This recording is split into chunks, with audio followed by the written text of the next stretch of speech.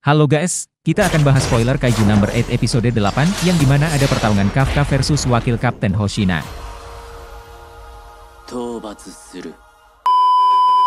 Sebelum itu subscribe channel ini supaya Mimin lebih semangat, dan yang sudah subscribe semoga dilancarkan rezekinya. Oke langsung kita gas aja pembahasannya. Kafka yang dalam wujud kaiju ditemukan Hoshina, gak tanggung-tanggung, Hoshina mengeluarkan kekuatan tempur 92% dan serius berniat membunuh Kafka.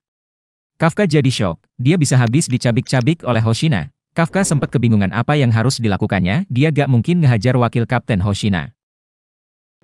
Berpikir sekejap aja Kafka langsung kena tebasan Hoshina, pedangnya berhasil memotong Kafka, padahal Kafka yang jadi kaiju ini kulitnya keras sekali.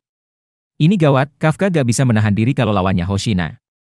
Seragam pasukan pertahanan adalah senjata organik yang dibuat dengan memanfaatkan serat otot dan sel dari para kaiju. Semakin besar tingkat pelepasan kekuatan, semakin selaras juga orang yang memakai seragam itu bisa mengeluarkan kekuatannya. Kafka kira itu sudah tak mungkin saat pertama kali dia melihat gerakan Kikoru, tapi Hoshina ada di level yang berbeda. Ini bukan pergerakan dari seorang manusia, Kafka gak bisa ngikutin kecepatan Hoshina. Dibanding kaiju humanoid sebelumnya, ini lebih cepat. Hoshina mengeluarkan teknik tebasan pertama, empty slash. Dada dan tangan Kafka terkena tebasan sampai tangannya putus. Apa ini? Tebasan tanpa bayangan, padahal Kafka mengira sudah menghindarinya. Akibat tebasan itu mengenai dada sebelah kirinya, Hoshina menemukan inti dari Kafka, tapi Kafka cepat beregenerasi menutup kembali luka dan mengembalikan tangannya. Saat beregenerasi, Kafka membutuhkan banyak energi, akan bahaya kalau Kafka terus-menerus terkena tebasan pedang Hoshina. Hoshina terus menyerang dengan kecepatan tinggi, Kafka harus mengambil risiko melawannya, jika tidak, dia bisa tewas. Hoshina terheran ada apa dengan kaiju ini, padahal dia sudah menyerang dengan serius tapi kaiju ini hanya menghindar dan dengan cermat mengelakkan arah gerakan pedangnya. Kaiju dengan tingkat ketangguhan di atas 8, sebuah spesimen yang bisa dikategorikan sebagai mega kaiju. Selama bertarung, Hoshina ada ketidaknyamanan yang dirasakan, tapi terserahlah, Hoshina akan langsung memakai jurus terbaiknya. Teknik tebasan gerakan kelima. Kafka shock, ini tebasan ganda, sampai satu kakinya putus terkena tebasan.